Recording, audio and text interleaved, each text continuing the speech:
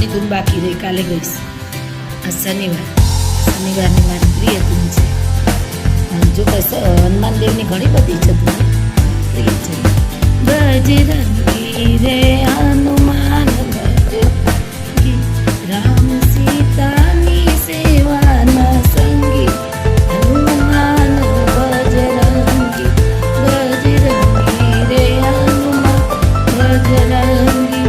એને ચડે છે આકડાની માળા, એને ચડે છે તેલ ને સિંદૂરા. રામ સીતાની સેવાના સંગી, હનુમાન બજરંગી. બાળકોને છોટા ભીમ બહુ ગમે છે, એમ હનુમાન પણ બહુ ગમે છે.